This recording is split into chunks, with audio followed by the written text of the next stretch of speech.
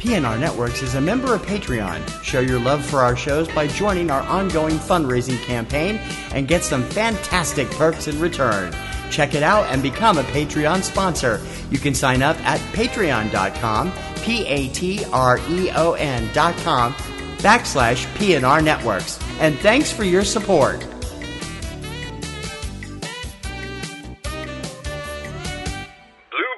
This podcast is a member of the Blueberry Network. Blueberry. No E's. That's Blueberry, BLUBRRY.com. Blueberry.com. This podcast is a proud member of the Lamb Podcasting Network. Find the network at largeassmovieblogs.com. You know what? We forgot to sing Auld Lang Syne at the end of the show the other day.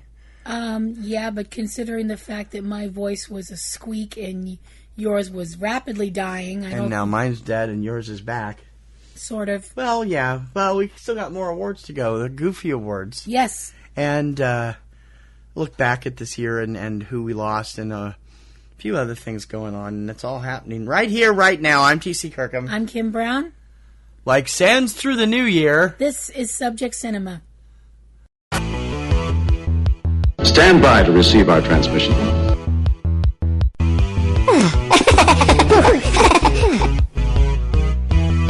This town needs an enema.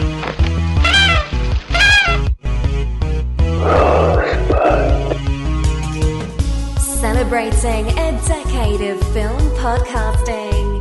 Lasting out of Beantown, USA, you're tuned into Subject Cinema with T.C. Kirkham and Kim Brown.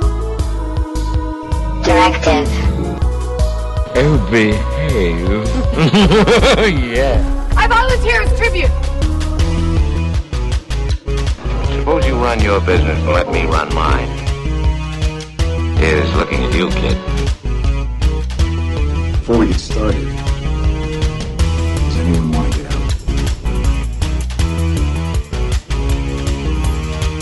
Ladies and gentlemen, please welcome TC and Kim. It's a new year. It is. And a new us. Yes. Well, no. New year, old us. New year, same old us. Yeah. On Subject Cinema, I'm T.C. Kirkham. I am Kim Brown. Subject Cinema number 551, January 2nd, 2017. Oh, my God. Yeah. This is going to kind of be a shorter edition of the show. We're going to, because of all of our sickness the last few weeks, we missed our Just Because We Can awards, which we usually do before the Poppies and Rosies. For the second year, we're doing them after. Plus, we got a few other things to talk about. Mm-hmm. I'd say, how was your week? But it's only been a day or two since we recorded the last show, yeah. so I don't think that's going to be... You're lucky I'm awake and sober after last night's Sherlock, but anyway. Oh, for Pete's sake. Will you get over it? It's a TV show, honestly. You don't see me freaking out over my disaster movies and stuff, do you? No.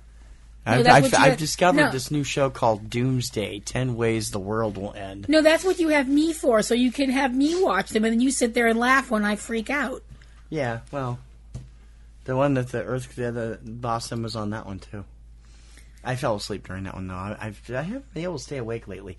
So we're going to get through our Just Because We Can awards. These are the silly awards. We gave our serious awards. If you missed them, shame on you. They were up on New Year's Eve, just barely. We were late recording them. I got them up at like 11:58. But we did get them up on New Year's Eve, so yay. So those were the serious awards. Best Picture from Kim was Rogue One. A Star Wars story. And Best Picture from me, big surprise, Little Men. You want to see the whole list of them, go over and listen to the show.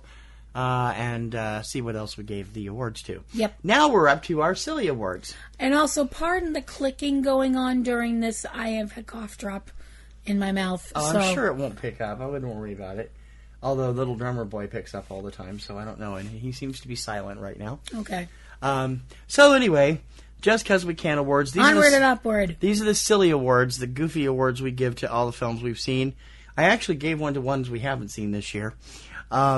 It's combined with ones we have. Oh. You'll see. So we're going to do 5 segments of these, 6 each segment from each of us, and they're just silly stuff, and we hope you enjoy it, and don't mind us if we have to edit or cough or whatever, because we're still sick. So, Just 'Cause We Can Awards were inspired by... The Just 'Cause We Can Awards are inspired by the fact that I am a long-term wrestling fan.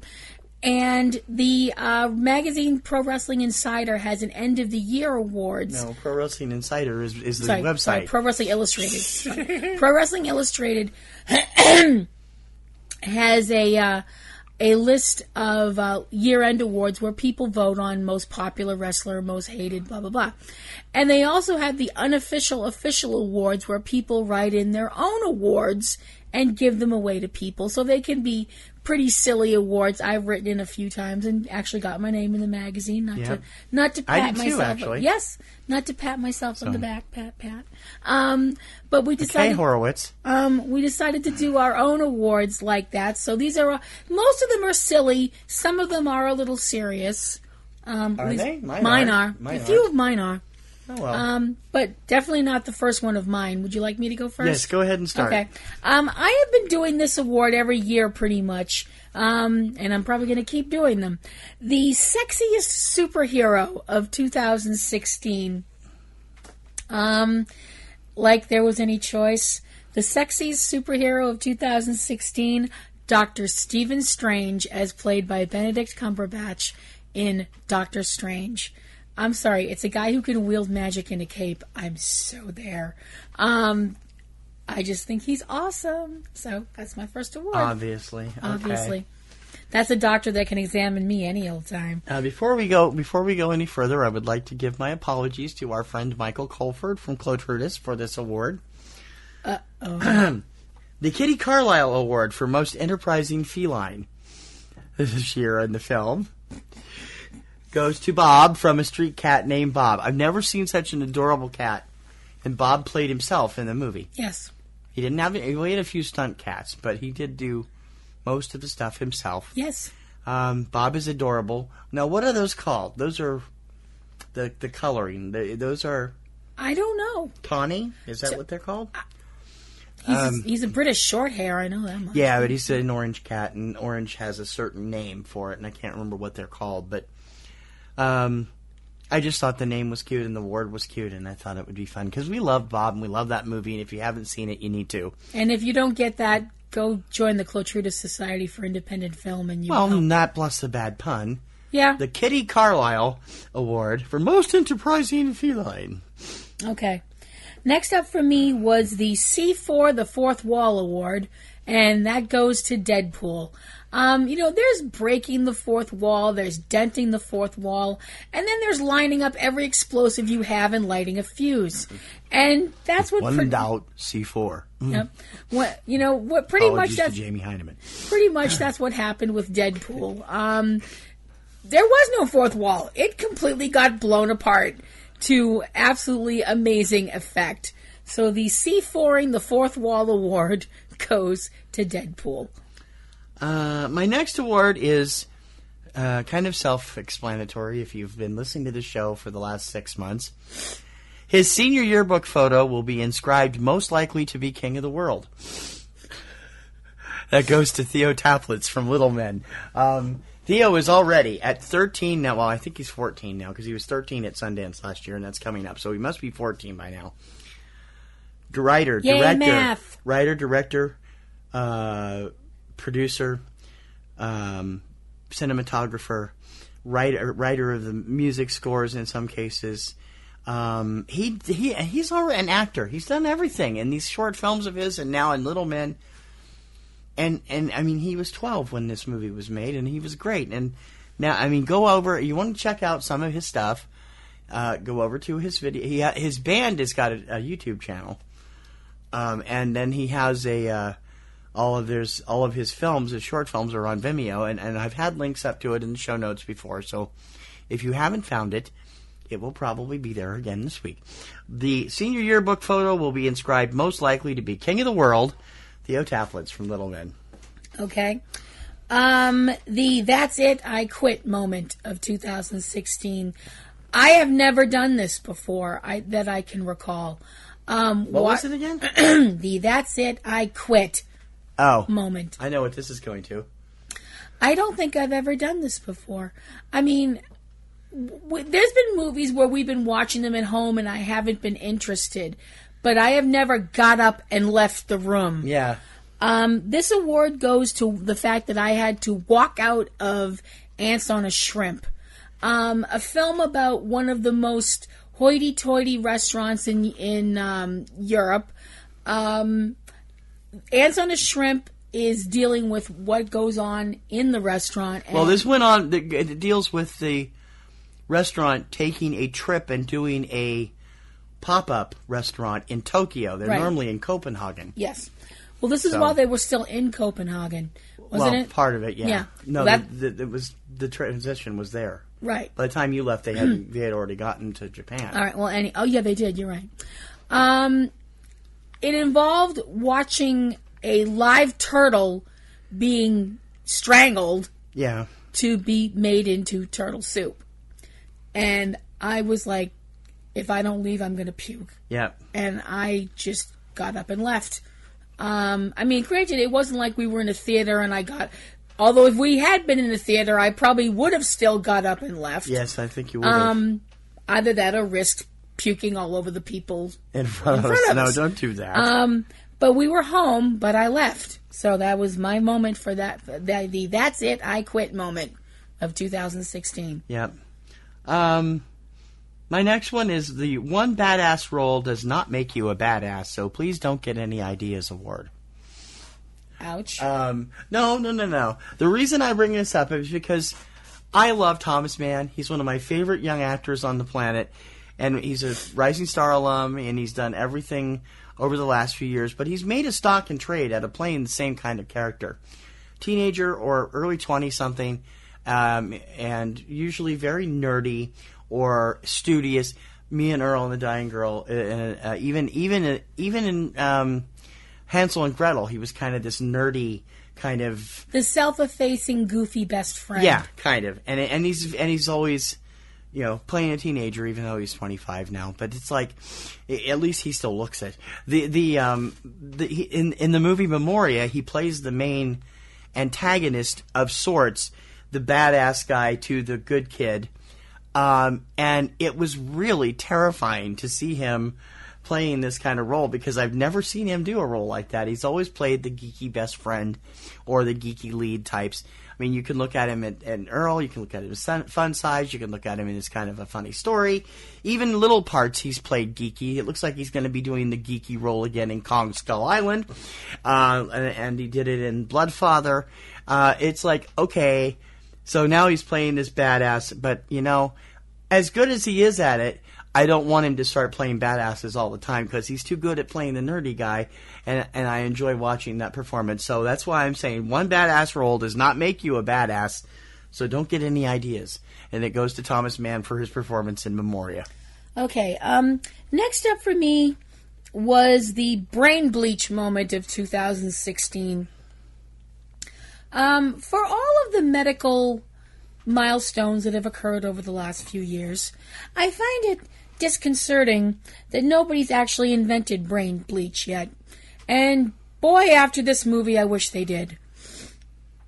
The brain bleach moment of 2016, for me, came from the documentary Fursonas, which is about people that live the furry lifestyle, which is fine. Who am I to judge? I have, that's your thing, fine. But one part of the film Fursonas is dealing with a gentleman who has made quite a lucrative business out of selling people, I don't know how to put this, marital aids? Sexual aids, not necessarily marital aids. Sexual, yes, fine. Sexual aids for the furry costumes that people wear. And some of these devices, I was like, you're going to put what? Oh, no. No. These are things that are double-headed. And then we get into the whole thing of the fake And there's spikes on some of them, and yeah, it's just kind of... Spikes, ridges, double-headed, prongy things. And when he starts talking about the imitation lubricant that he was rubbing and showing how it stretches. It looks like the real thing, and it's really disgusting. I'm sorry. I was sitting there going, check, please. Although we did like the movie. Oh, it's a great movie, but that one part, I'm like, could I just, have a teeny bit of brain whiteout, please? So, that gets my brain bleach moment of 2016. Did not need to know all that. Yeah, I know. My next award is the Warriors Come Out and Play Award, and it's for the movie Unfairly Assaulted by Single-Minded, Club-Wielding Critics. And it goes to Batman v Superman, Dawn of Justice. This movie could not catch a break no matter what it did. The critics had their knives sharpened out for it months in advance, and then they had the gall to get all pissy when the fans called them out for it. Oh, well, we're just giving our honest opinion. Bullshit, you are! There's a certain group of people at a certain website that shall remain nameless that has their knives out for anything by Zack Snyder and DC, and they have for over 5 years. You want proof? Go look at all the columns by all their columnists. Everything is anti-Snyder, anti-DC. So there you go. They had the knives all sharpened and all ready to go. So I've named this award the Warriors Come Out and Play Award, and it goes to the Batman v Superman for enduring the unfair assault by single-minded, club-wielding critics. Okay. The Wait, What? Award of 2016 goes to the simple fact that when we see this giant creature lumbering out of the ocean, and we realize, wait, this isn't the creature Godzilla is supposed to be fighting. This is Godzilla in Shin Godzilla. I think every single fan sat there and went, wait, what? It did seem like that entire audience was disappointed by that film. Yeah. And it was sold out. It was sold out. It was... I don't know what the hell Toho was thinking. No. I really don't. Reinvention, and that's a good... And that whole scene, I was like, oh man, this is not going to bode well for this movie. And I was right. Mm-hmm. So, next award for you. That goes well with my next award, which is the Phoenix Award. And it's given to the remake of a bad film, which everything gets everything right. And that is David Lowery's version of Pete's Dragon. Oh my God, I loved Pete's Dragon. It was one of my favorite films of the year. Great design, great characterization, great writing, great score, great soundtrack, Lindsay Sterling on top of everything. And some of the best special effects work, even though I know you're bugged by the green fur. I'll get to that later. It's so bad. The original Disney film is just so not good. And I was never a big fan. I like Candle on the Water and a couple of the other songs, maybe. But the whole plot line of the movie sucked. And I love what they did with this complete reimagination of this film. So Pete's Dragon gets the Phoenix Award as the best remake of a bad film that gets everything right. Awesome. And the Don't Judge Me moment of 2016. Oh, did I do it right? What? Like you always do it. Don't judge me. There you go. That came from the fact that I could feel TC next to me eye-rolling when it happened, and the fact that I could feel people around me being like, did she really just do that? Yes, I did. And again, don't judge me. The fact that during Suicide Squad, Harley Quinn actually did refer to the Joker as Puddin', and I went, eee! In the middle of a crowded theater, and everybody around me was like, what the hell is her problem? And I just sat there. No, they just laughed at you. They just laughed along with everything. I just sat there with an R that said, don't judge me. I was like, I don't care what else they do with this movie. She has to call him Puddin'. And she did. And I squeed, don't judge me. All right. So, my last award for this, since you just did that one, is I'll do mine, too. With a cast like this, how could they get it so wrong? And that goes to Suicide Squad. I was so disappointed with this film. Everything about it was just not what I had hoped it would be. And not to say that it's terrible. It's not. It's watchable. But it could have been so much more. And they really need to focus now on putting that behind them, getting the new Ladies film done and getting the Harley and Joker film done. And because Jared Leto's Joker is barely in this film, and he was the best part of it. This is what I wanted to see about this film.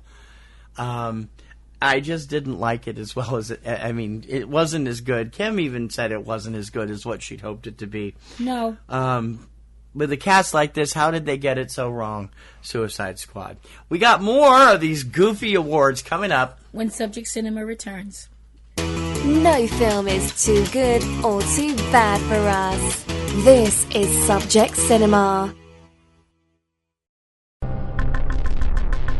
In a world where podcasts already seem to address every imaginable subject, one man broke new ground with a seemingly random obsession about exploding helicopters in movies.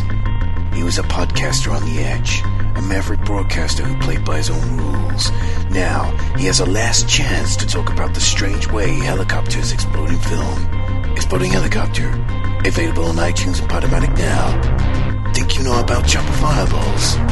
Think again. All movies, all the time.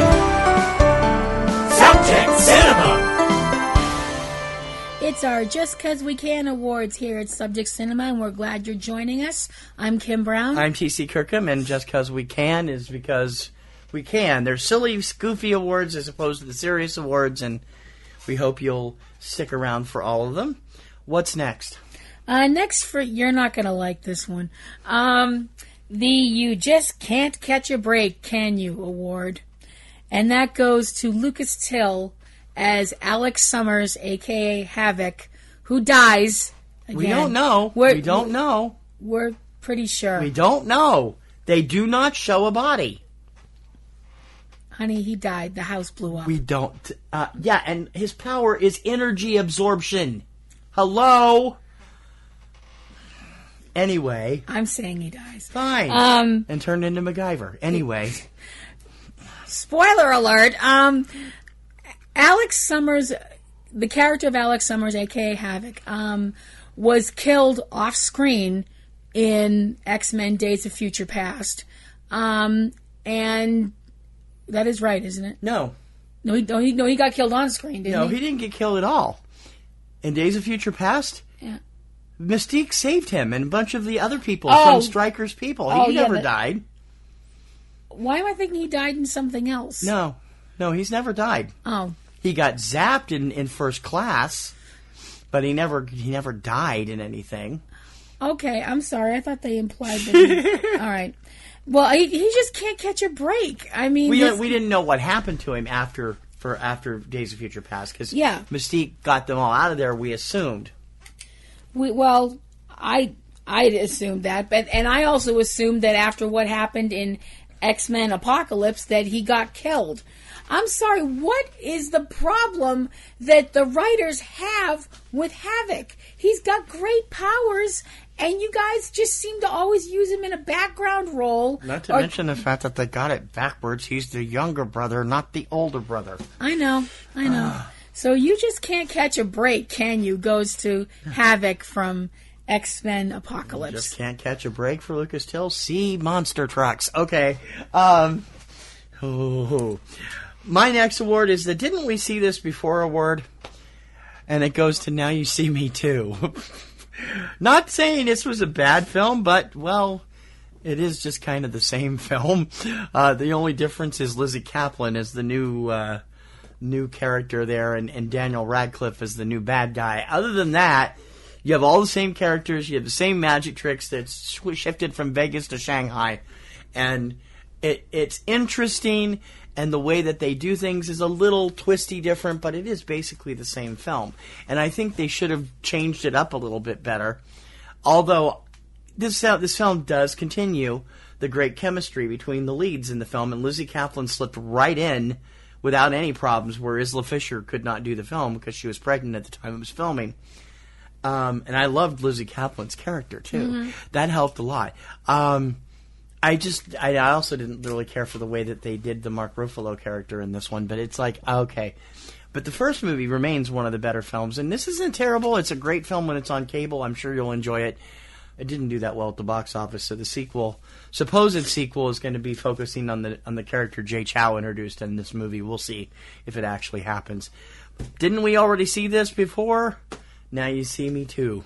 Okay. We have an award in our Poppies and Rosies called the most infuriating / heartbreaking moment of the year. This was, I felt like this needed its own award, though. The most heartbreaking movie of the year is a movie called Missing People. And it is an incredibly gut-wrenching film about a woman seeking closure with the death of her brother, who was murdered when he was a young man and she was an even younger child. And it goes into... No. She's older. She was older.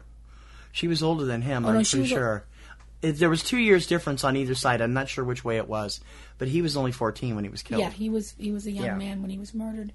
And it was a cold case for a very long time. And the film goes on through her life and her finding this odd connection with this painter who did urban scenes in the American South, and her bonding with his family since the painter's no longer alive. And at the end of the film, near the end of the film, we find out that this woman, from the stress of what she's been going through, has suffered a stroke. And spoiler alert! It hasn't come out yet. It's still looking for a distributor, which is insane considering how popular it was at Sundance last year, and it deserves to be seen. It's a great film. But this film will tear you apart. It just really tore me in half. So that's why it gets that award. Okay. My Big Puddle of Drool Award. Isn't that appetizing? Yeah. And it goes to the plethora of foodie docs that came out in 2016, including Ants on a Shrimp, even though we didn't really like it that well, King George's, which is great, City of Gold, which if you haven't seen it is awesome. There were 2 films about sake and another 20 or so documentaries about food and foodies that hit both theater screens and Netflix over the last year. And you just got to find them all because... Birth of Sake and For the Love of Kampai for the Love of Sake, both big hits at Sundance and South by Southwest last year.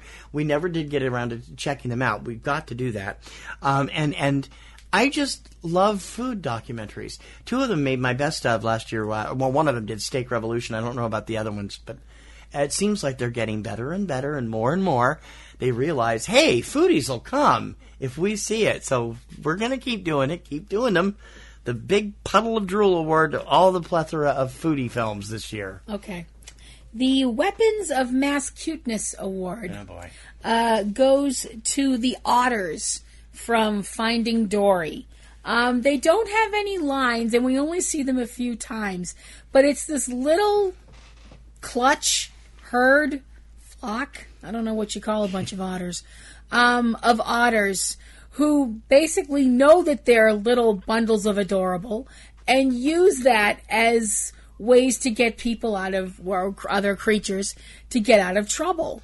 And it's just so awesome. And they're otters, come on. They're animated otters, and they're just so cute.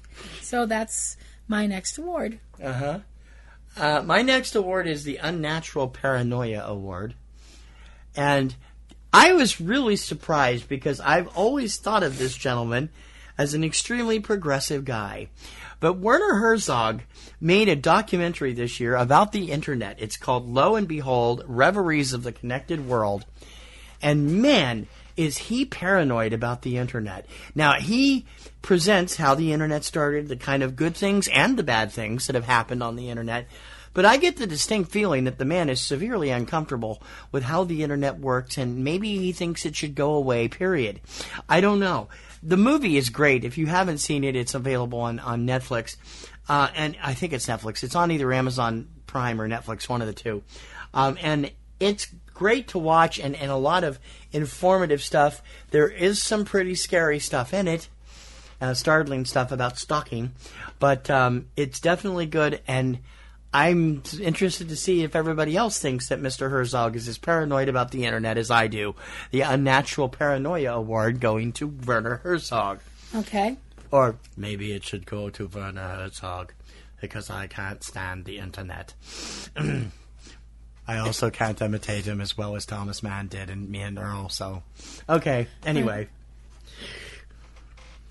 Next up for me is the award that literally, this was going on in my head while we were watching this scene play out during the movie.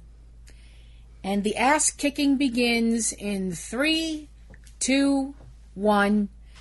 And this occurs when holy man Chirrut Imwe faces alone an entire what would you call that? Platoon of stormtroopers in Rogue One, a Star Wars story. Which time? He does it like 4 times during the run of the film, so well, the first time. Okay. When we get to see the glorious... At the city. Yes. Okay. When we get to see the glorious ass whipping that is handed out by Donnie Yen, because it's Donnie Yen, and Donnie Yen rocks. Now, when you consider the fact that this is one guy against... 20 maybe. Armed people, and this guy is armed with a stick and visually impaired, and one person, you sit there and go, those poor bastards never had a chance. One of the best ass whippings I've ever seen. So, next up for you. You'll like this one. This is a good award. Bad clothes? Check. Bad hair? Check. Bad habits? Check. It must be a 70s period piece. That award goes to The Nice Guys. One of the most underseen films of the year. It deserved a lot more. We loved it. Russell Crowe, Ryan Gosling, Angourie Rice, Kim Basinger. Some great, fun, exciting action film stuff combined with the best of the buddy comedy style stuff that Mel Gibson and Danny Glover used to do.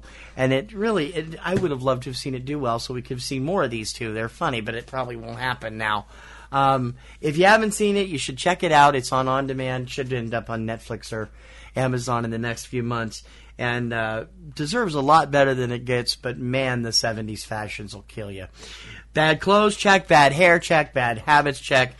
Must be a 70s period piece. Goes to The Nice Guys. Okay. The Just Make Up and Kiss Her Already award goes to Spock and Uhura breaking up and then getting back together. Spoiler alert. By the end of Star Trek Beyond.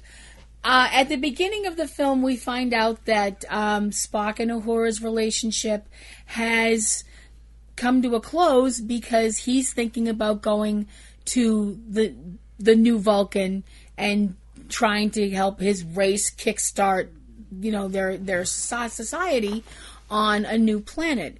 By the end of the film, he has decided to stay with her, and I'm sitting there in the theater going, kiss her, kiss her, kiss her, kiss her, kiss her, kiss her!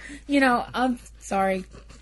When I ship stuff, I ship it. No kidding. You don't need to ship it. There have been a couple in every movie they've done so far. I know, but I was like, no, they can't. The little marital spat stuff from Star Trek Into Darkness was some of the best stuff in that film. Oh my God, are you fighting? Yeah. So that's why I gave them that award, because I was like, no, they can't wreck this ship. I'm too invested in it. Yay, it's back together again. So I was happy. This is going to piss a lot of people off, and I'm sorry. It's just the way I feel. So, there it is. Waste of a good wall crawler. Tom Holland's completely out-of-place appearance in Captain America Civil War as Spider-Man. Why did they feel the necessity to shoehorn him into this film? It wasn't necessary. I understand that they're great and excited about having Spider-Man as part of the overall MCU now, because it's technically still controlled by Sony. But I'm sorry, the scenes with him did not work. The scenes with him and Robert Downey Jr. as Peter and Tony did not work. I just hated every bit of his appearance in this film. And I felt it helped bring the movie down to another level that I didn't. I think Civil War is the worst film in the Marvel canon so far, except Guardians of the Galaxy, and which I hated and everybody else loved. So it's like, okay. And I think Tom Holland's going to make an interesting Spider-Man when the film comes out, his own film comes out. But we'll see. I don't know if it's necessarily going to be all that successful. I might be wrong, but I'm thinking it hasn't boded well so far. So, the waste of a good wall crawler, Tom Holland's appearance as Spider-Man, completely out of place in Captain America Civil War. Okay. Hate letters to me. My next award is If Groundhog Day Was Written by Satan. And Satan? That would go to the scene with Doctor Strange versus Dormammu in the Dark Dimension in Doctor Strange. Yeah. The whole thing of it is that... Sorry. Yeah. The whole thing of it is that Doctor Strange has trapped Dormammu in a time loop and it's keeping them trapped together so Dormammu cannot harm the Earth. You know, that's not fair. What? Nobody told Doctor Strange he could do a chronic hysteresis.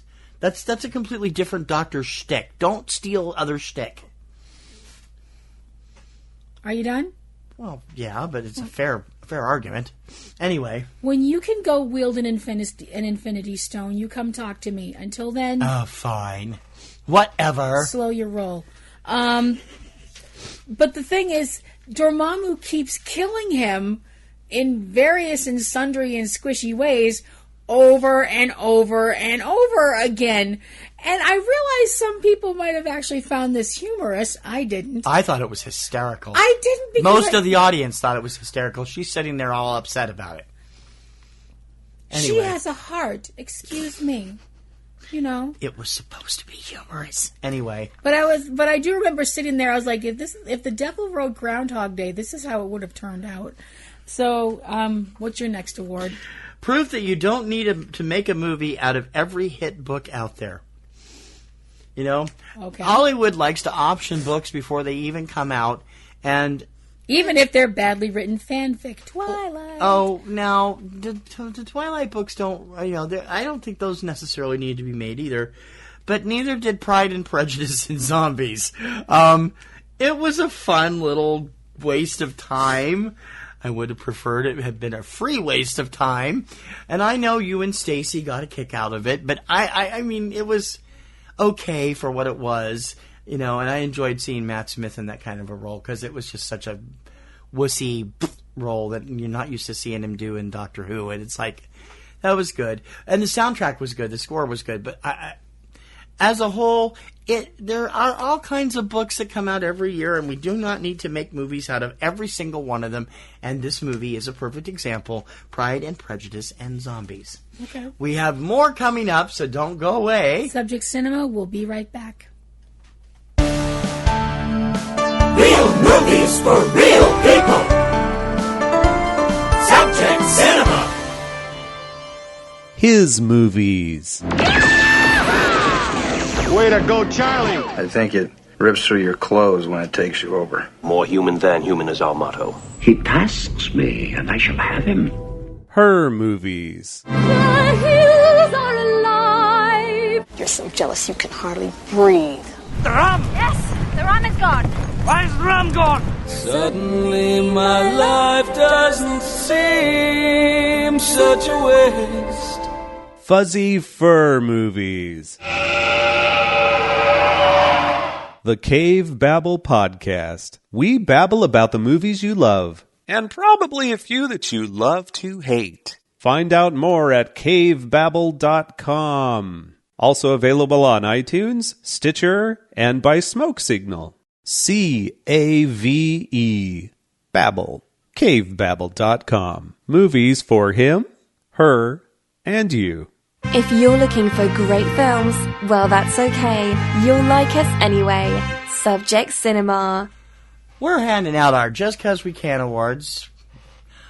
Well, just because we can on Subject Cinema. This is T.C. Kirkham. Hi, I'm Kim Brown. And Subject Cinema number 551, our first show of 2017. We got a new front row, 5 and 10, coming up later this week, day and datum. And, of course, we'll get back into the swing of things next Sunday, and we'll have more on that later in the show. But right now, let's get back to these goofy awards we're giving away called the Just 'Cause We Can Awards. Okay. What is your next award? My next award is the Alanis Morissette Ironic Award. Uh-oh. And that goes to the $1 Million Duck.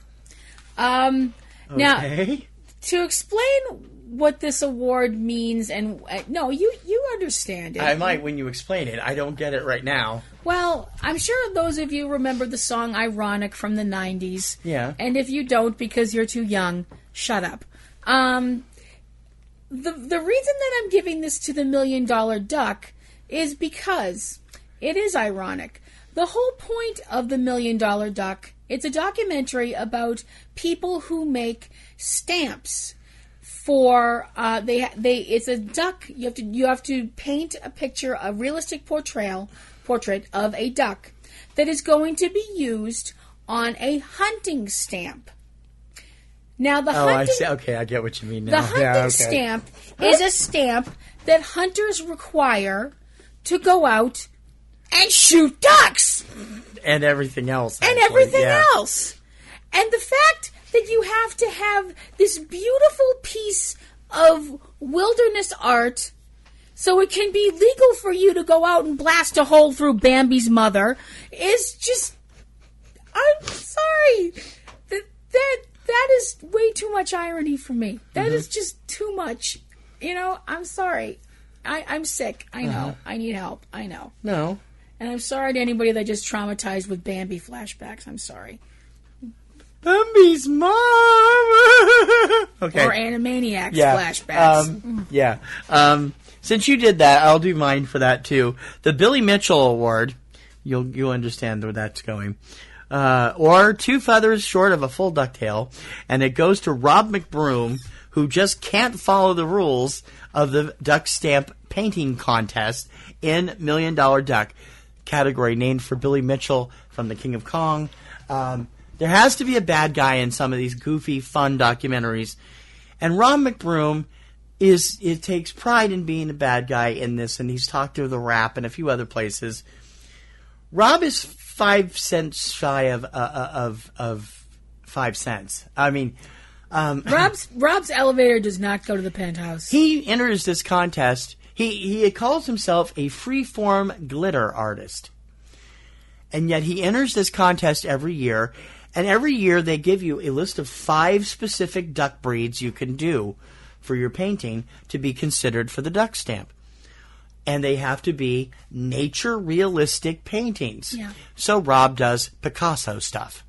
And he always wonders why he never wins. He's a smart aleck. He's funny. He's rude.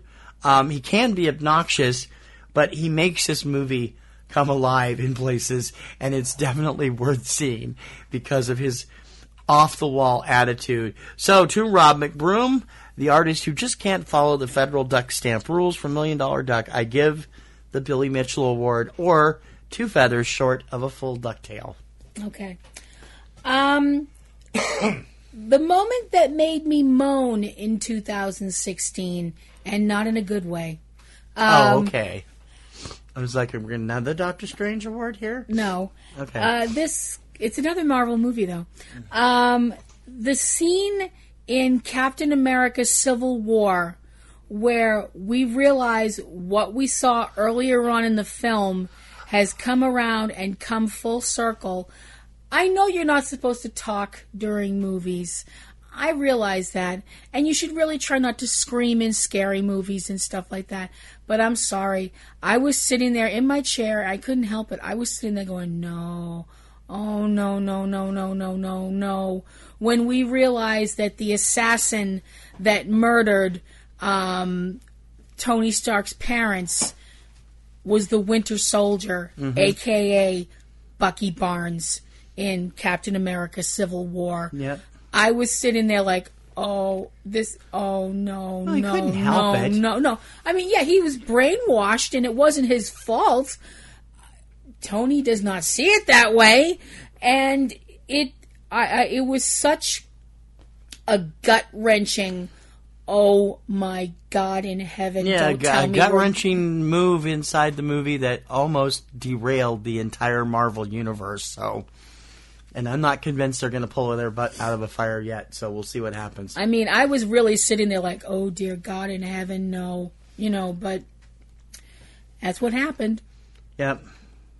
Next. It's just one of those très chic tiny houses, but it's on wheels with geraniums on the window box, so no one will notice it, really. Award. Any idea what that could possibly be? Goes to Theo and Daniel's method of transportation in microbe and gasoline. These two 14-year-olds build a little car that they can get around in using a lawnmower engine, and then they to hide their fact that they're kind of running away from home during the summer. They build a little tiny house on top of it. It looks like a potting shed or one of these très chic tiny houses that people are buying. And there's one scene where Theo, that's Theophile Bacquet's role of gasoline, has decided to put geraniums in the window box.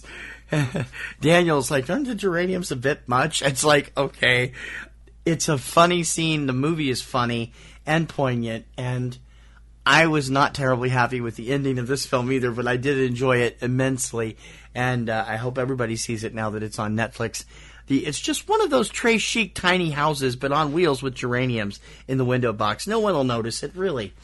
Goes to the innovative method of transportation in microbe and gasoline. Okay. My next award is the movie with the most Kim almost went Super Saiyan moments. Now, those of you who don't know what going Super Saiyan means... It's a Dragon Ball reference. YouTube it. It's quite ugly. Going Super Saiyan is the biggest hairy cat fit you've ever seen. And the fact that I tend to get a little bit emotional about things. Little bit emotional? You don't know how to get a little bit emotional. See March of the Penguins. Okay. Anyway. The movie that caused the most almost Super Saiyan moments from me was a documentary called Sonita. Sonita is a story... Sonita is the story of a young girl trying to pursue a rap career in the Middle East, where... Iran specifically, where this kind of thing is not only frowned upon, it's illegal. And now, being a Western woman, having grown up post-sexual revolution, where, you're a woman, you can do anything, you've come a long way, baby, kind of thing. Seeing the way women are still oppressed in other parts of the world, I don't know how I managed to not burst a blood vessel watching this movie, because I could... There was a lot of, oh no, you didn't moments in this film for her. There were a lot of moments of just sitting there going, hold it in, hold it in, hold it in, stop grinding your nails into the seat, that kind of a thing. But man, this movie made me angry. Just, I know we're not of one world, but come on, so. The, I'm not supposed to be Iron Man, award. And it goes to Ezra Miller's Flash costume. If you haven't seen the Flash costume from the DC Extended Universe, it's not your typical Flash costume as worn by Grant Gustin in the Kick-Ass TV series. No, this is it's armor. It's armor set up all the way. And not that it doesn't look cool, it looks awesome. And it's Ezra Miller, so it's always going to be awesome, who I just adore. But it's like, wow, this costume is so different from anything I've ever imagined Flash in. It's going to be interesting to see how they pull off some of the special speed effects in that thing, since Ezra said in his recent interview, it's a bitch to move around in that thing. And I imagine it is. I'm not supposed to be Iron Man award goes to Ezra Miller's Flash costume, as seen in Batman vs. Superman and briefly in Suicide Squad. Okay. I'm I'm really sorry for this award. I'm just going to say that up front. No, this should be good. The Everybody Needs a Clucking Hobby Award, which goes to chicken people. I'm so sorry. Would you stop that? A documentary about people who raise chickens to show, because apparently there's a niche for that thing. It was actually pretty interesting. I had no idea there was this kind of thing going on out there. But, everybody's got their thing that they enjoy. Everybody's got their thing that they're passionate about. And if you're passionate about poultry, as long as everybody keeps their pants on, whatever. So that's why I gave out that award. I'm still very sorry. Chicken People was awesome, and it's also on Netflix now. You can check it out. Have there ever been more dorky names for a Hollywood Leading Man award? I, honest to God, don't know where the Coen brothers come up with this stuff. George Clooney as Baird Whitlock, okay, and Alden Ehrenreich as Hobie Doyle from Hail Caesar. I'm like, okay, I understand the Whitlock is a joke because the man is thick as a board. I mean, he's so stupid, it's scary. And Hobie is supposed to be this, like, country name, I'm sure. But it's like, could you come up with more realistic names? Good God, you'd think you were writing for our stuff. I come up with the most bizarre names for some of the stuff that I write. And, I mean, but I would never go that far. That's an insult. Baird Whitlock. Well, Can you imagine going to see a movie starring Baird Whitlock? I can't. No, I don't know. Has there ever been more dorky names for Hollywood leading men? Baird Whitlock and Hobie Doyle is played by George Clooney and Alden Ehrenreich in Hail Caesar. Okay. Next up for me is, with all apologies to Marvel Comics. With great power comes great holy crap run! The introduction to the world of the Obscurus from Fantastic Beasts and Where to Find Them. And Obscurus, we find out in this prequel to the Harry Potter universe that we found out about in Harry Potter and the Sorcerer's Stone. And Obscurus is a parasitic creature that manifests itself in children who are made to suppress their magical abilities. And when this thing breaks out, it's not a good thing. So it's the whole idea, the whole with great power comes great responsibility. In this case, as I said, it's more a case of with great power comes holy crap run! So. And once again, it's Ezra Miller. Once again, spoiler it's Ezra alert. Miller. Yeah. I don't know if anybody out there is going to get this. You might not remember it because I'm into music and I have, knowledge of behind-the-scenes stuff. You're the only one who laughed at Mass Kanata last year, so, Well, yeah, okay. And the Ding-a-Dong reference, the sly Ding-a-Dong reference in Me and Earl. The 1980s Stock Aitken Waterman Award for the songwriting team best able to follow, absorb, and mimic current trends. Do you know who that is? I don't even know what you just said. Stock Aitken Waterman were the top British producers in the 1980s. They produced Kylie Minogue, Rick Astley, Bananarama, and all of the music sounded the same. Or like something else that they were hearing. Right. Connor and Eamon in Sing Street. They're able to take pop songs that Connor's older brother plays for him and kind of put their own spin on it and turn it into something that they've done themselves. The best example is Connor and Eamon writing Drive It Like You Stole It after hearing Hall & Oates' Man-Eater, which I think is okay, you can tell these two are great mimics and they wrote some of the greatest music around and I think they would have actually been a big success in the 80s from the sound of it. But I named the award because of the producers of Rick Astley, because you're always getting rickrolled. 1980s Stock Aitken Waterman Award for the songwriting team best able to follow, absorb, and mimic current trends. Connor and Eamon on Sing Street. I've had this award every couple of years. It comes up again. The Ew, Ew, Ew, Ew award, or the moment that I almost screamed like a girl. I didn't... As I've pointed out in numerous times, you are a girl. You would have to scream like a girl because you are a girl. I haven't been a girl since 19... You're a female. You know what I mean. Since I'm now a lady of... and if you follow that up, I'll kill you. But actually, I didn't almost scream at this point because what was actually coming out of my throat was more of a herking kind of a sound. Like, herk! Like that. The hagfish scene from City of Gold. Yeah, she almost puked in her purse on that one. I did. Now, let me explain. Hagfish, as it turns out, is an incredibly ugly creature. Slimy creature, Yeah.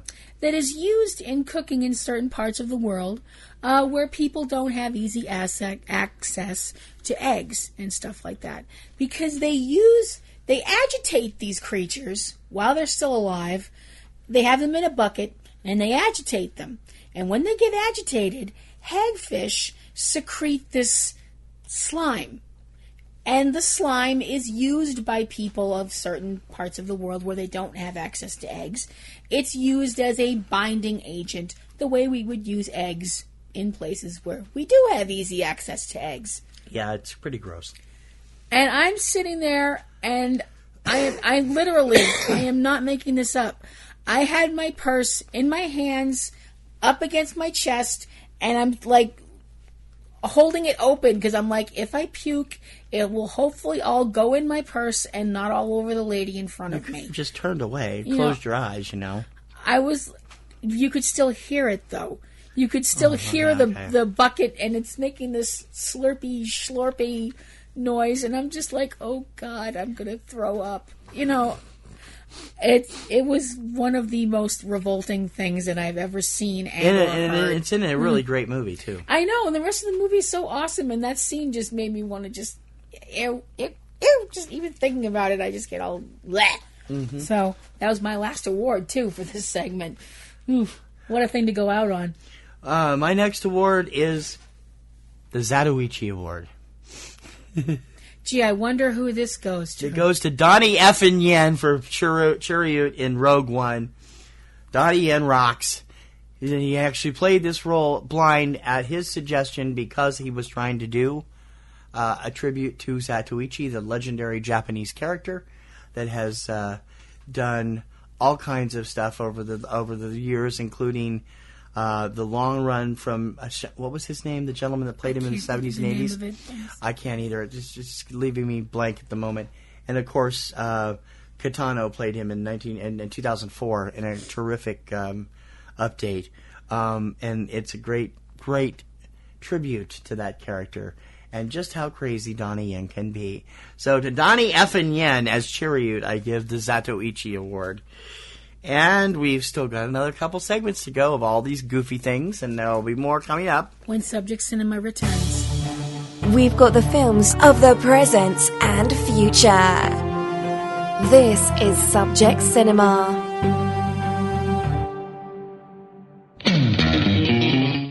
All right, Kristen, I am so excited that you've decided to do a podcast with me, but what are we going to do a podcast about? There's so many other movie podcasts. We got to do something original.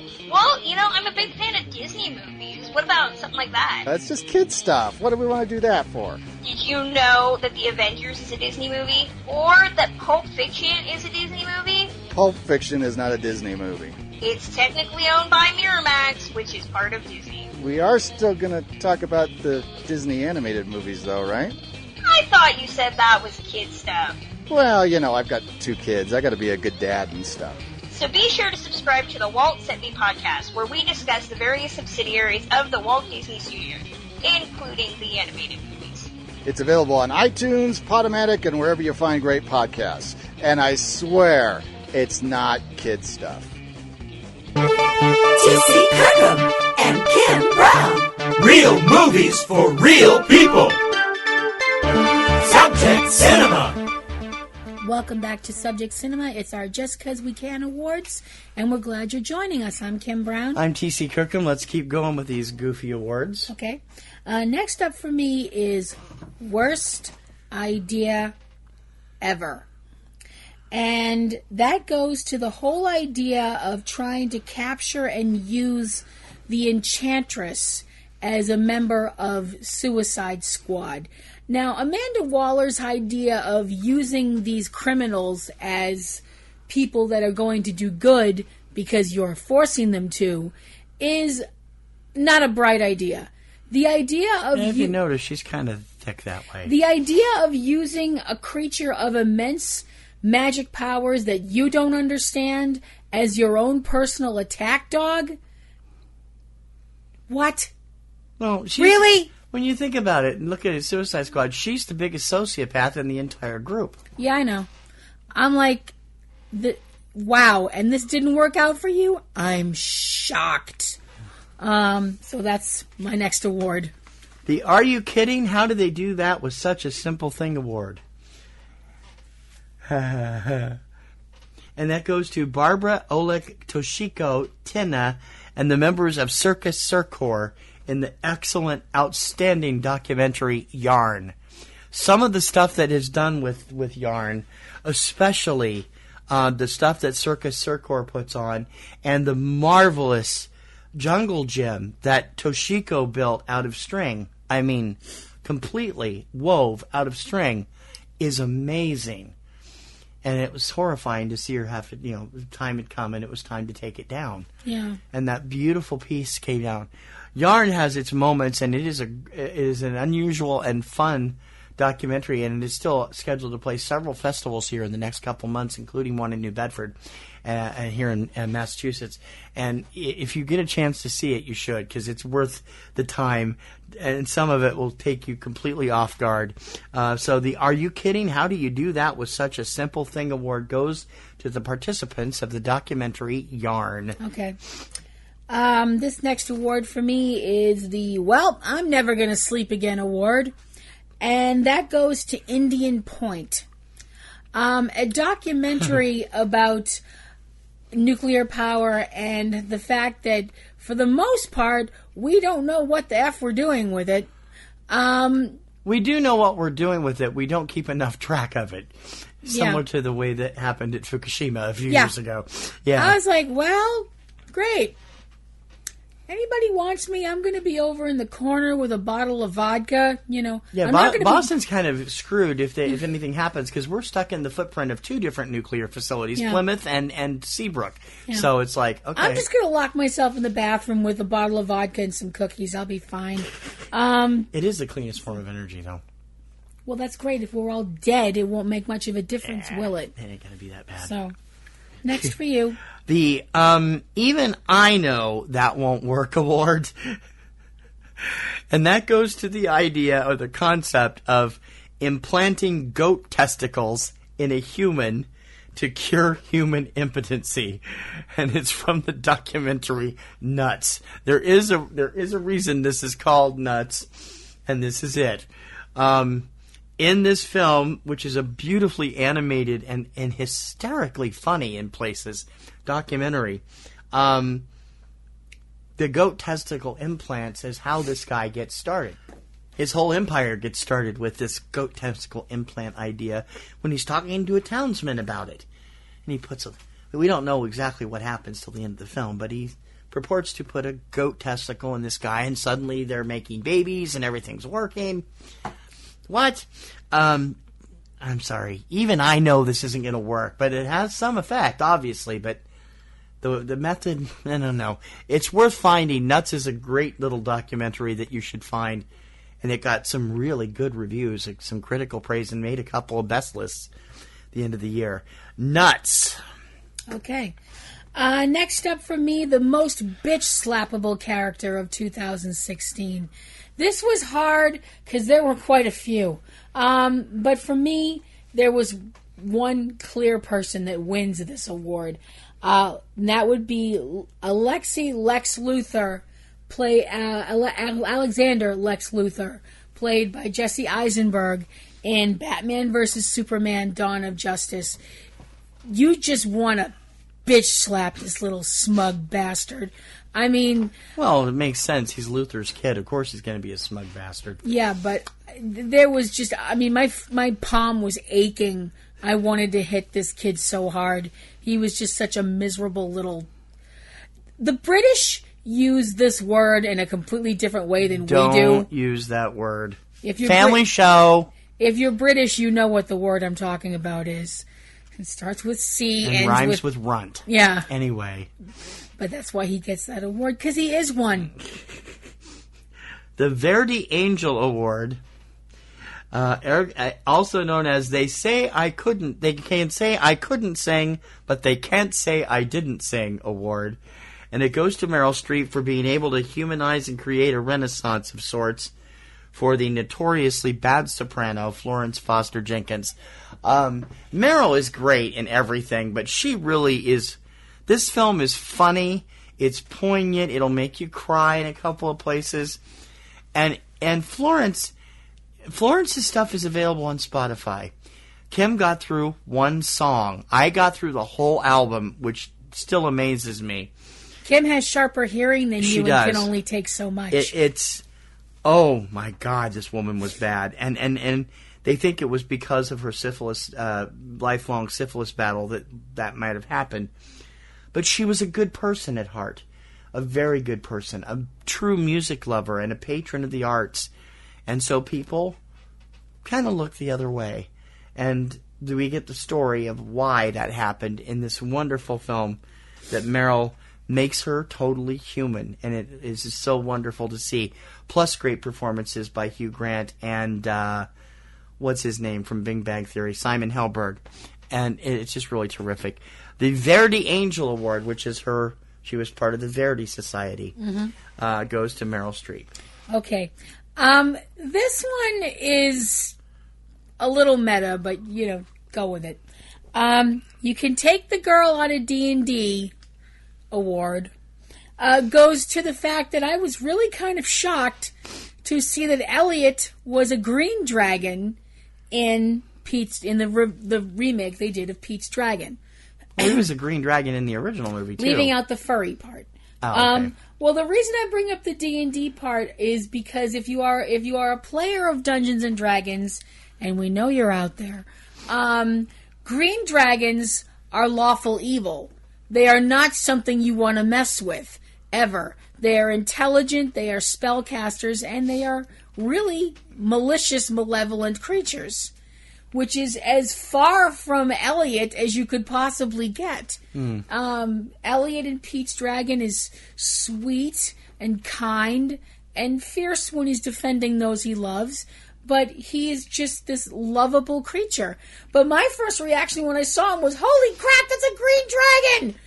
Oh, wait, no, it's a nice green dragon. Okay, we'll just put the D&D stuff aside. That'll be a first. And since you just did yours, the Falcor Award for Coolest Dragon Interpretation on screen this year goes to Elliot from Pete's Dragon. They kind of turned him into a green Falcor here. He didn't really, although he didn't talk like he did in the original movie. He kind of, you knew he could understand Pete and they could understand each other, but he didn't actually talk like Elliot did in the animated version. And it was nice to see the incredible work that the special effects artist did with this film and made Elliot truly come alive. Yeah. From the very first time you see him. And that was part of the magic of making this god-awful 70s film into a wonderful classic from 2016. The Falcor Award for Coolest Dragon Interpretation on Screen, Elliot from Pete's Dragon. Okay. My next award is So Much Double Entendre, So Little Time. And that goes to the No Dames dance sequence from Hail Caesar. You're giving something with Channing Tatum in it an award. Ah! Yeah. Channing Tatum and a lot of seamen. By that I mean... Ching. By that I mean sailors. Same thing. Yeah. Channing Tatum plays a sailor that's going to be shipping out with a bunch of other sailors in a musical picture that's being filmed during the film within a film, Hail Caesar. Several One of the films. yeah. Yeah. And they do a musical, big Gene Kelly-esque musical production about how they're going to be shipping out and they're not going to see any women for 8 months. And it's basically pretty, it's like, okay, all right, fine, okay, yeah, we get it. It's like, good grief, when you make In the Navy look butch, you have problems. But there's just so much double entendre, so little time. Uh-huh. Got to get my voice into the right register here. The sexiest superhero award. Actually, mine's the Superhero Stud Award. And even he thinks so. And it goes to Benedict Cumberbatch as Doctor Strange. Stephen Strange is the most arrogant, narcissistic character in the Marvel Universe at this time, except possibly for Tony Stark. And boy, does he believe his own press, but he does it very well with that deep growl of his and his good looks. And Kim is sitting there doing things in the theater that she should not be doing in public. I was not! That you can prove.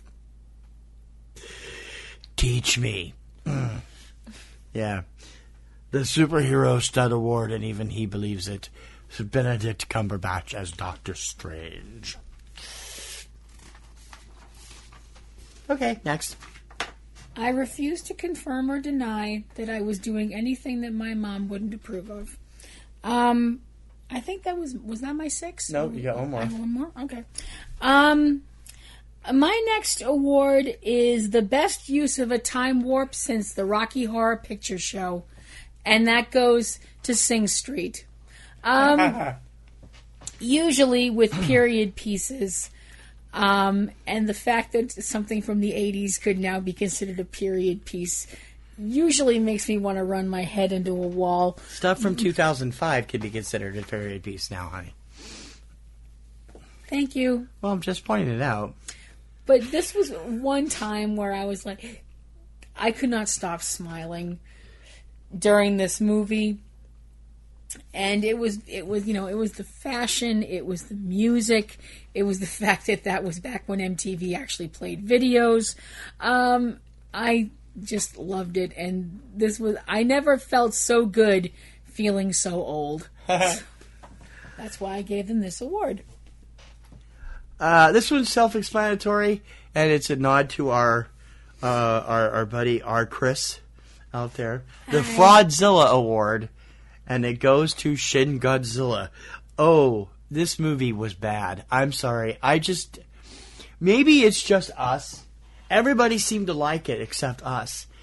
I don't understand why, because I don't want to see a parody of Japanese Parliament when I go to a Godzilla movie. I want to see Godzilla. And instead we get this lungfish thing that's leaking all over the city as it's moving into this, and we're like, what in the hell is that? Oh, guess what? It's going to pupify and turn into Godzilla. I'm like, what? The Fraudzilla Award. Toho, you should have known better. Shin Godzilla. Our final segment of awards is coming up when Subject Cinema returns. Welcome to the soundtrack of your life. You're listening to Subject Cinema with TC Kirkham and Kim Brown. Alright guys, so we need to record our top 3 reasons why you should listen to French Toast Sunday podcast. Number 3 should definitely be our diverse opinions. Number 2 should probably be our top 3 lists that we do every week. No, it's gotta be Mark Wahlberg. What about Gwyneth Paltrow's head? It's gotta be Fighting the Sadness in the Swamp of Sadness. Full Frontal. Stories about being lost at sea. Brendan Fraser being underground. Helen Mirren's boobs. Baltimore accents as heard in The Wire. Wunderklaus. Crepes. Character studies. Wait, guys. What about movies? Tree rape. Tree rape? Yeah, I like tree rape.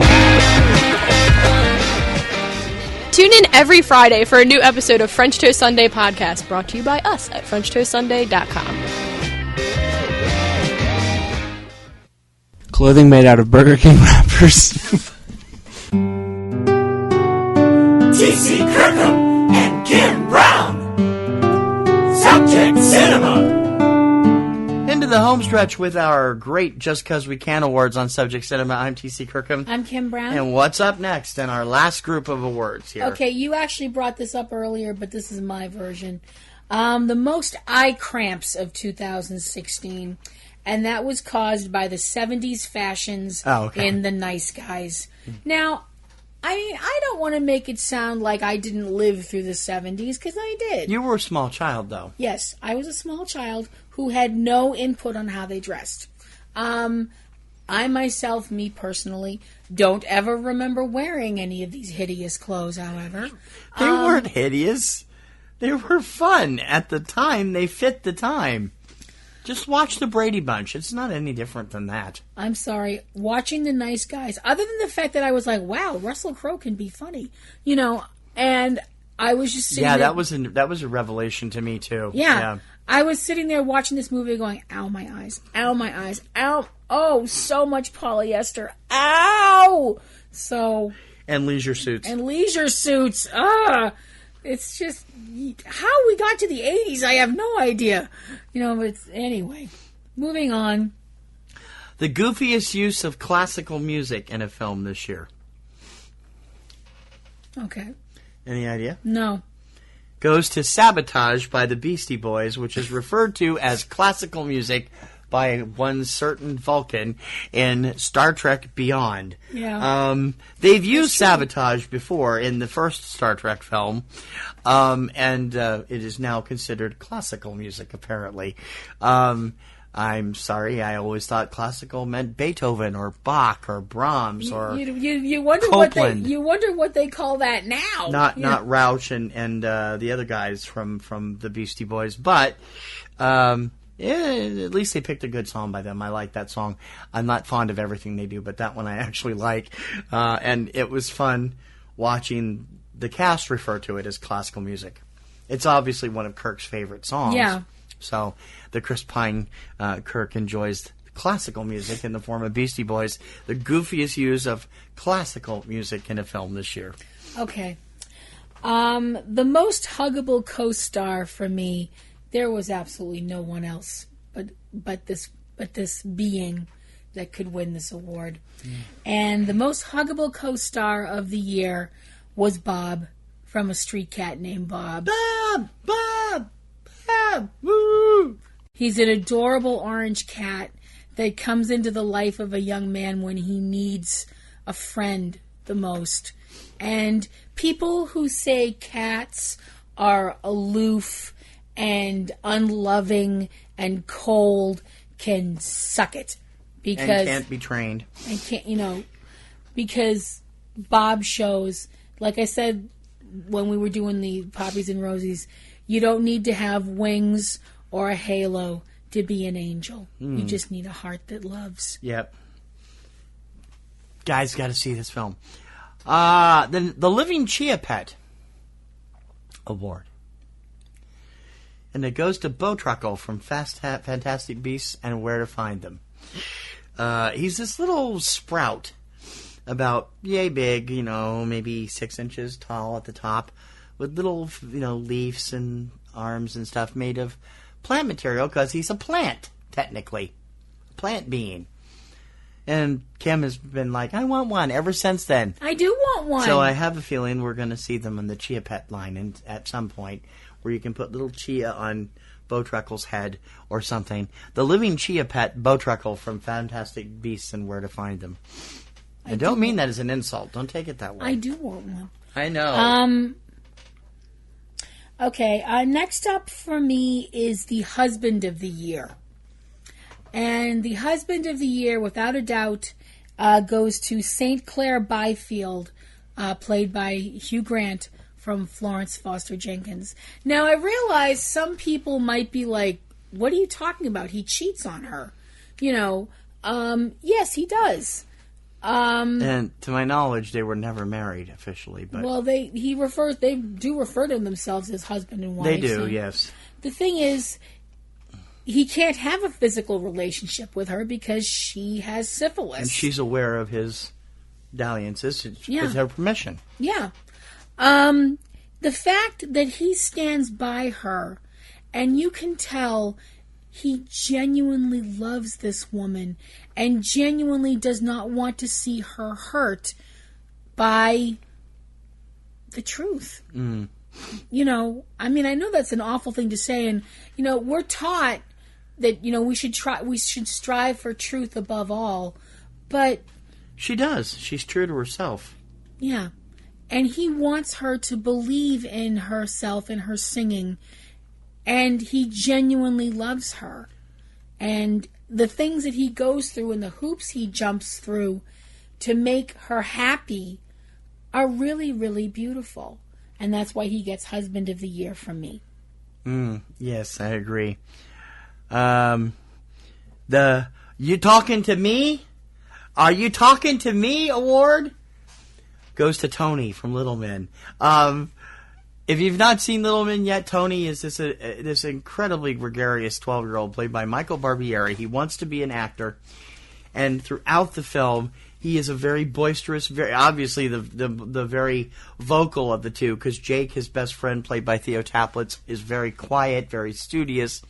Tony just says whatever is on his mind, whether he's talking to his mother's lawyer, friends at school, people that he's at the cafeteria with in school, or Jake, or Jake's parents, and then the one scene with his acting teacher, which is just one of the funniest things I've ever seen in the entire run of the film this year, where he and his acting teacher go through this exercise, and you think that maybe Tony is overdoing it just a tad, because it looks like the teacher's getting exasperated with him, but it's all part of the scene and it's all part of the fun. And Michael Barbieri is really good at this character. So the You Talking to Me award goes to Tony from Little Men. Okay. Enjoy. That ties in really well with my next award, actually. My next award is that's the end, and that's the ending of Little Men. I won't go into the ending, but I was kind of sitting there like, are you sure you want to end right here, movie? Are you? I didn't have a problem with it. There is a better scene, but that was written that didn't get filmed. I won't go into what it is because I want you to see Little Men. It wasn't like the end of A Prairie Home Companion. It's kind of ambiguous, but it's not bad ambiguous. No, it wasn't like the end of A Prairie Home Companion where I was like, no, movie, you come back here, Of course it wasn't. It wasn't a Robert Altman film. The end of Little Men, I was like, okay, that's the end of it. All right, that's where you want to end it. Okay. It wasn't like Halloween, Rob Zombie's Halloween. No, that was a resounding, that's it. But that's where I'm at. Yeah. So... Next for you. If I could see him, I'd kick his ass award. And it goes to Leslie Uggams as Blind Al in Deadpool. I haven't seen Leslie Uggams in a dog's age, and I could not believe that she signed on to play a role like this. Never seen her play a role like this. She usually plays, glamour queens and everything else. Or very sweet women. And some people might know her best as the co-host of Fantasy from the 1980s with Peter Marshall. Oh my God! She is a foul-mouthed former ass kicker, because she used to be like special services according to Deadpool. And I'm like... Yeah, but who knows what he says is well, true. I know. But oh my God, I hope they use her again in the sequel, because I wish they'd give her a bigger part, because she's so funny. The whole movie's funny, but she's over the top funny. I was almost on the floor. If I could see him, I'd kick his ass. Blind Al, played by Leslie Uggams in Deadpool. Okay. My next award is an ophidiophobic's worst nightmare. Oh, a what? Ophidiophobix. Ophidiophobix? Yep. Someone who... Okay. Someone who has ophidiophobia is someone who is afraid of snakes. Okay. So I would think that a 30-foot talking python would be their idea of hell on earth. So that's why that award goes to Ka from The Jungle Book, voiced by Scarlett Johansson. I don't like snakes, and I didn't have a problem with Ka. Well, you have less of a problem with snakes than you used to. No, I've gone back to having problems with them. But anyway. Oh, well. I mean, like I said, some people get the sweats just the idea of being in a room with a garter snake. When you're talking about a snake that's about as long as a city bus that, has hypnotic powers and can eat you whole, that's hell on earth for some people. So that's where that award came from. Mm-hmm. Yeah, that's good. The Irwin Allen Memorial Award for Best Disaster Film Not Made in Hollywood. Gee, I wonder what gets this. And that goes to Norway's Bolgen, otherwise known as The Wave. Man, I tell you something. I have not seen... Hollywood has had disaster movies since the 50s, and they really took off in the 70s. And there's every 15 years or so, there's a wave of them that hit. And although thankfully we haven't seen a whole bunch of them after the success of San Andreas, but we'll see what happens. But The Wave, Norway's first ever disaster film, is so well written, well acted, well thought out. It won a ton of awards at Norway's equivalent of the Academy Awards last year. It was up for... it was their entry for the Academy Awards last year. It did not get selected. And it just won a couple of poppies from me, including Best Actress for Andal Torp, who plays the female lead. It is a great film, better than anything that I've seen in some of the crap that's come out of Hollywood, and even some of the stuff that's come out of Japan, who have also most of the time, made a good art out of doing disaster special effects. If you haven't seen it, you can. It's free on Netflix, and it's definitely worth it. And the story is good, too, and it's all a good film. So The Wave gets my award for Irwin Allen Memorial Award for Best Disaster Film Not Made in Hollywood. Okay. My last award is... It's a little melancholy. Oh. I admit that. You're going to end on a sad note here? I'm going to end on a beautiful note. Okay. The Love Long and Prosper Award. Okay. Goes to the ending of the documentary For the Love of Spock, where they had set up a tribute to Leonard Nimoy at the Burning Man Festival. And they had people put up pictures and images of Leonard Nimoy and the character that he made famous, Mr. Spock. And then once all the pictures were up and they had taken, probably immortalized it on film and stuff like that, they burned it. Mm-hmm. And you're watching the imagery of these... That's what the Burning Man thing does. You're watching imagery of these pieces of film and stuff and pictures rising up into the air on the desert wind, and it was really beautiful. Yeah. and incredibly moving. And this is a personal belief of mine, and nobody else has to follow it. Mm-hmm. But it's a personal belief of mine that if you can talk about somebody else after they have left this plane of existence, and when you talk about them, you smile, that means they're never truly gone. And I don't think Leonard's going to leave us for a very, very long time. No, not for as long as Star Trek reruns are available. Yeah. And they're available everywhere.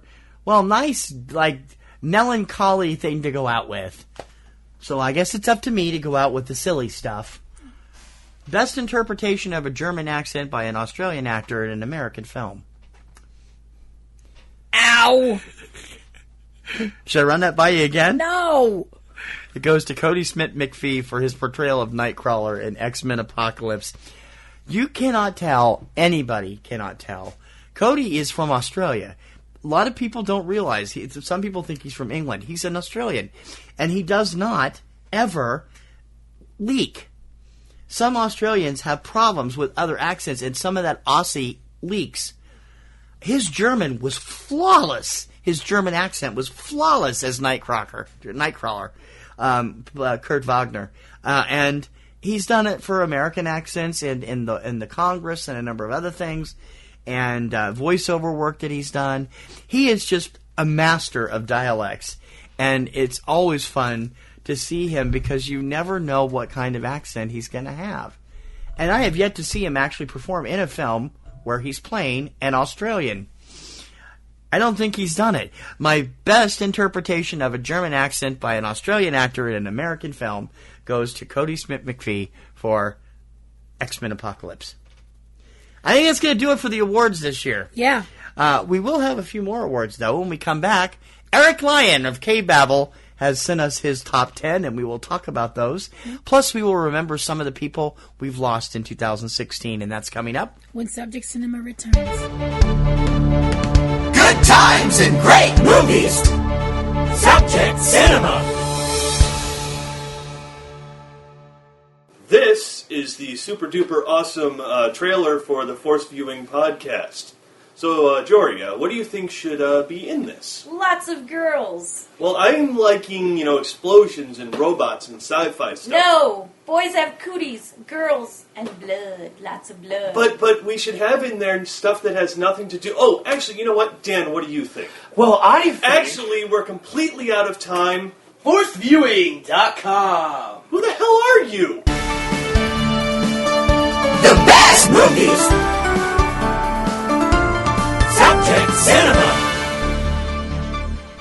Welcome back to Subject Cinema. I'm T.C. Kirkham. Hi, I'm Kim Brown. Subject Cinema number 551, just kind of catching up for the last bit of the stuff from 2016 as we head into 2017.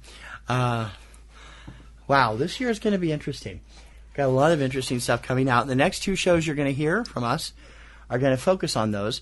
We're going to do our top 10 films we are hearing great buzz about that we're interested in seeing on this week's Front Row 5 and 10. Mm-hmm. And then we will be doing our full preview next Sunday on Subject Cinema number 552.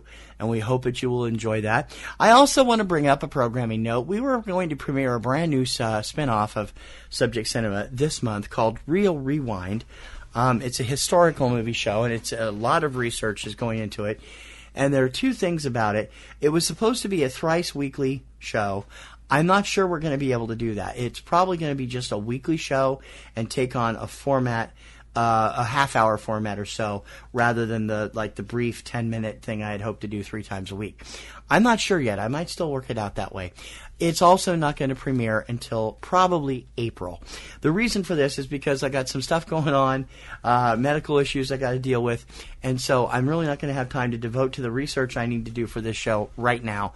And hopefully things will work out in the near future. So Real Rewind is coming, and it'll be just a little bit later on this year.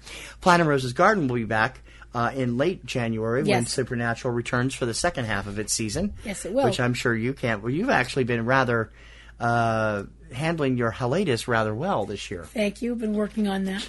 Having to go to my happy place. Supernatural will be back at the end of January at a new time. Supernatural will be back on Thursdays at 8 o'clock. Leading into the new weird Archie show called Riverdale. Yes, but Platinum Rose's Garden will be on the same time on Saturdays. So hopefully you guys will come and check me out. Yep. And don't forget Cavebabble with Eric and Valerie Lyon. And speaking of Eric sent in his list as requested. Anthony Lamberti, I have not got his list yet, and I hope we'll have it next week on the show. But I asked Eric and Anthony to send us their top films of the year, and I got this series of letters from our pal Eric. Hi, TC. Okay, my friend, I have a top 10 2016 top 10 film list for you. It's a little different this year, as we saw fewer movies at the theater. What is the same is that I don't consider these 10 to be in order. My top film for the year depends on what genre I'm interested in at the time I'm asked. So, in alphabetical order, here is what excited me this year. His 10 films are Arrival, Captain America Civil War, Deadpool, Doctor Strange, Kubo and the Two Strings, Moana, Rogue One, a Star Wars story, Sing Street, Star Trek Beyond, and Zootopia. That's a pretty good list. Yep. The only one we haven't seen out of that match is Arrival. We hadn't had a chance to see it yet. Out of the top 10, just out of the top 10, would include 10 Cloverfield Lane, Fantastic Beasts and Where to Find Them, Finding Dory, and The Jungle Book. I've not seen nearly enough independent or foreign films this year, and I am determined to do better in 2017. I do catch quite a few Asian movies on Netflix, but most of them have been around longer than a year. Signed Rutabaga, Eric. Now, within a few minutes of that one, I got a second letter from Eric. Added to this would be 3 films I've yet to see, but which might mix up my list when I do. Those 3 films are Shin Godzilla. I'll be interested in your opinion when you see that. Midnight Special and Tale of Tales. And then, a couple of minutes later, I got a third letter from him.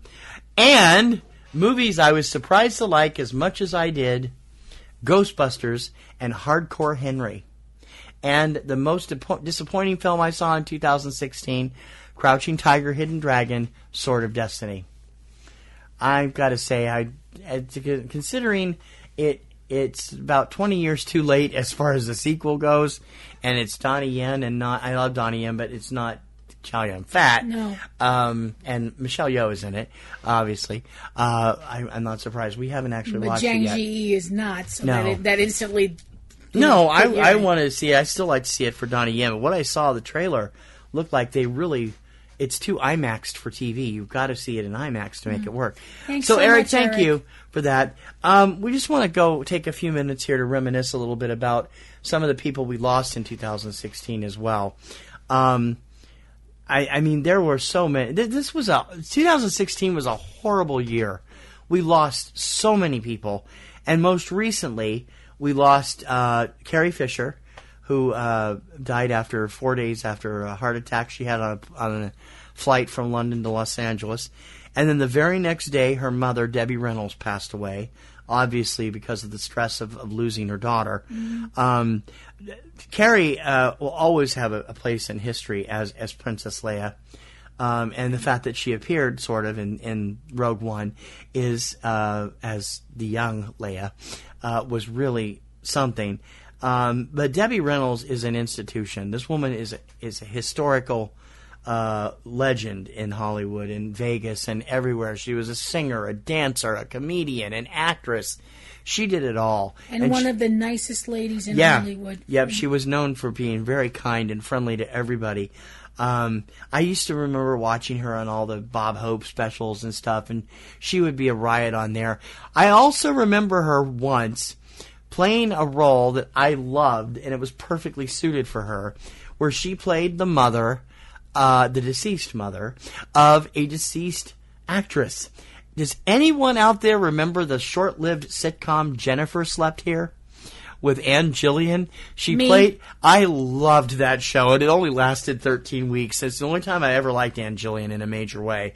And that show was a riot, and Debbie played Jennifer's mother, and they were still fighting even though they were both in the afterlife at this point, and it was hilarious. Her one appearance on that show, it was great. I have to be honest, I mean, Debbie Reynolds is an icon. Yes. And I mean, I knew who she was, but for me, losing Carrie Fisher... that's losing part of your childhood, and that's part of your iconic status, people. Yeah. For losing Carrie Fisher, Carrie meant so much to so many people, not only as an actress, but as a person that changed the way people looked at women in science fiction and changed the way people looked at people with mental illness. Carrie was very open about her mental illness. And dealing with it as best as anyone can deal with mental illness when it's part of their lives and it affects the people around them. You know, she was an author, she was a screenwriter. She was a fixer. Yeah. A lot of people don't realize Carrie Fisher fixed a lot of bad scripts over the years. They brought her in to punch up female dialogue. They brought her up to punch up the comedy. She was always did it without credit. They would pay her, but she didn't get credit in the film. Yeah, she fixed a lot of great films. She was a role model for so many women and for so many people, little girls that had, that were like, I want to be Princess Leia. Yep. And they're still doing that, and they always will. Yeah. And the fact that if there hadn't been a character like Princess Leia, we might have not gotten characters like Rey and Jyn Erso and other strong women characters. Mm-hmm. I can't even picture that, and I don't want to. Carrie had finished her filming for Star Wars Episode 8, which will be out in December, and she was supposed to have a very large part in Episode 9.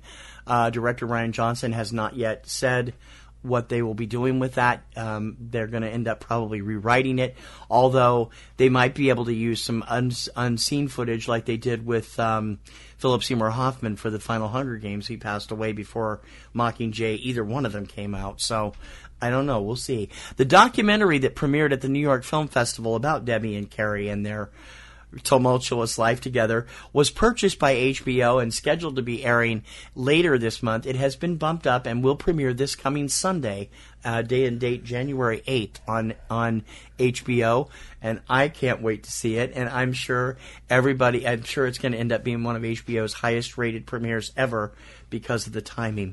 We also lost William Christopher on New Year's Eve. William Christopher, best known as Father Mulcahy for 11 seasons on MASH and 2 seasons on After MASH.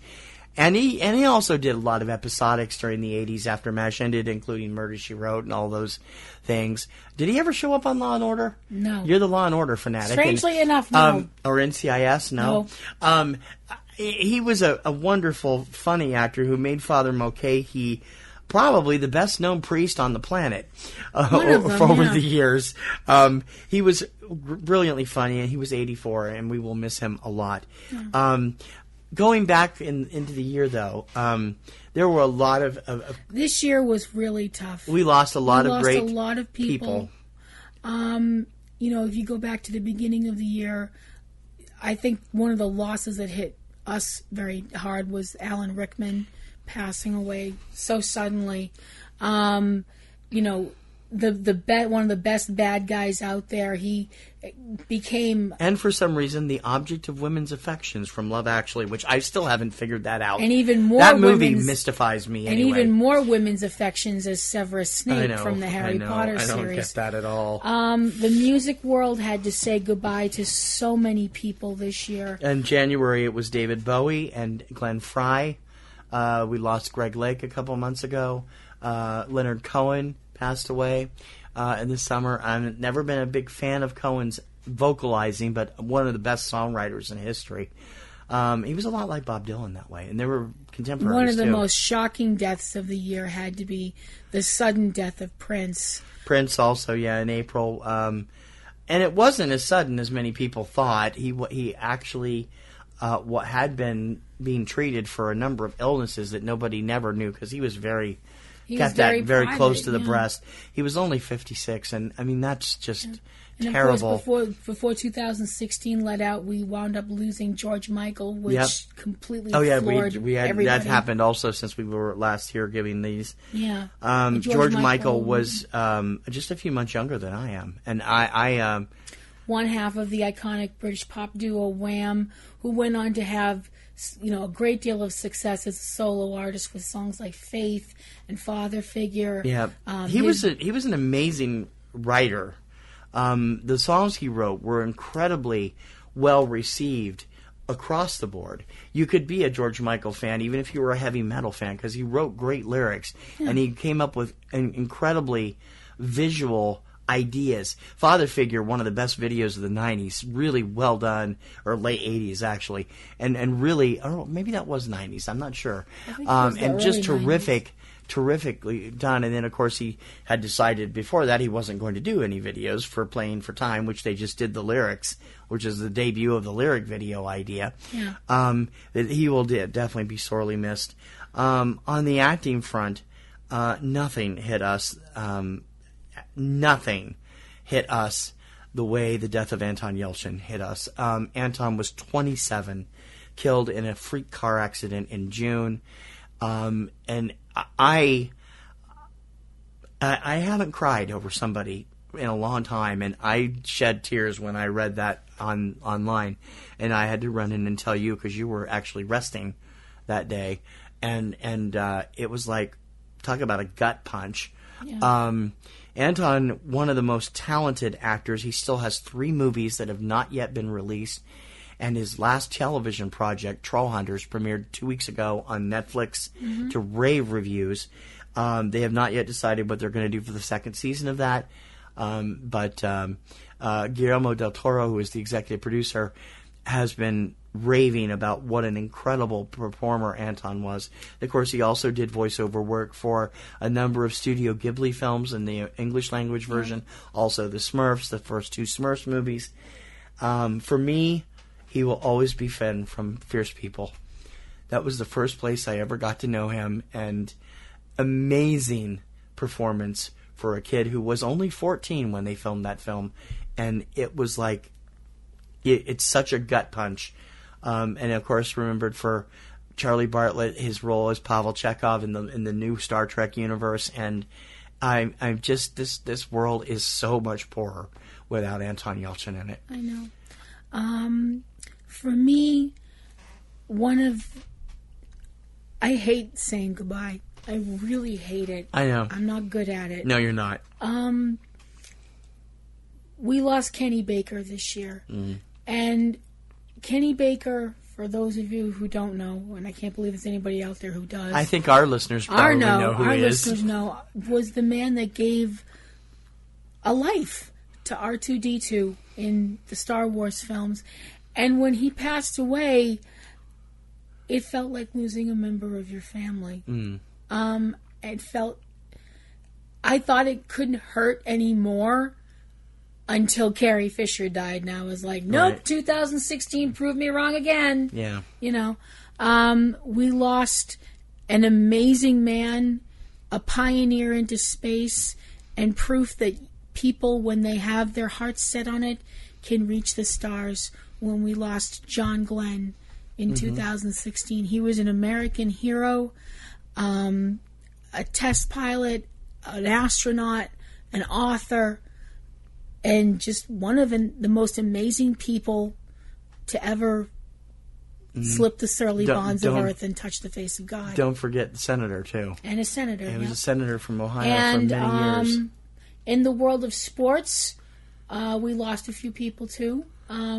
One of them being Arnold Palmer, one of the best golfers to ever pick up a club. And I admit that I don't know very much. You know nothing about golf. Well, that's not very much. We know, I mean, he was a legend. But you must be doing something right if they name a drink after you. Yeah, Arnold Palmer, half lemonade and half iced tea. Ugh. Dunks makes a lot of money on those. It's just been a year where, I mean, we've gone over these before, and I know we're not getting to everybody here, but there's so many people, and I just keep hoping 2017. Did we mention David Bowie? Yes. We did? Okay. And I just keep hoping that 2016 will be a cutoff point, and 2017 will not be as traumatic for people that we're losing. Like Patton Oswalt said the other day, and I don't like that guy, and you know I don't like that guy, but he was so right about it. F you 2016, F you, F you, F you, upon finding out about Carrie Fisher's passing. Never has somebody been so right about that year and all the people we've lost, and hopefully we won't have to say goodbye to so many people this coming year. Hope so. Coming up on Wednesday, we're going to be here this Wednesday, day and date, January 4th, with our return of Front Row 5 and 10. We've been off for 2 or 3 weeks because of our sickness and stuff. And we're going to do our top 10 films that we've been hearing buzz about that we can't wait to see. And then we'll have a more full rundown of 2017 and what's in store in film and on Netflix and a few other things. And some movie reviews. I have a review that I'm going to be doing. You do? I do. Of what? The Tom Hardy Tour de Force Bronson. Oh, yes. I forgot we were doing that on next week's show. Yep. Hopefully we'll get some current films in as well. And of course, don't forget about 3 Minute Weekend every Friday with all the latest films. This last weekend's was the shortest I've ever done. 2 films coming out. And Tuesday Digidex with all the films hitting DVD, Blu-ray, and streaming every Tuesday. And we hope you'll check those out. And don't forget to subscribe on iTunes or your favorite podcast service. And please leave reviews and comments over there on those services so people know what you like about Subject Cinema. And we hope that you will, and the other shows, and we hope that you will be with us as we head into our 12th year, our full 12th year of doing this. And we're currently in year 11, and we'll turn 12 in is that right? No, we're currently in year 10, and we're in our 11th year, and we'll turn 11 in June and start year 12. Year 12 has already started for the blog, which started in December of 2005. You get all that? I didn't. That's because, you know why? We haven't eaten anything all day. I know. So we've got to get out of here so you guys can enjoy yourself. And until next time... Reprise the theme song and roll the credits. Whenever my life gets me so down, I know I can go down to where the music and the fun never ends. As long as the music keeps playing, you know what I'm saying. I know that I can find a friend.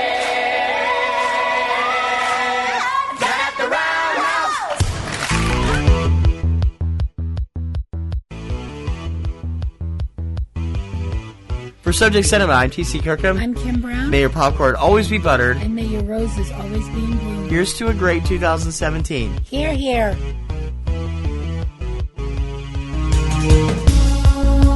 You have been listening to Subject Cinema with hosts T.C. Kirkham and Kim Brown. Subject Cinema is produced by PNRNetworks, Boston, Massachusetts, which is solely responsible for its content. Subject Cinema theme performed by Eric Lyon. Subject Cinema is recorded and produced using Sony Vegas products. Subject Cinema is copyright 2016 by PNRNetworks under a Creative Commons license. Check out a new episode of Subject Cinema every weekend. Until next time, this is Bob Taylor for Subject Cinema, and we'll see you at the movies.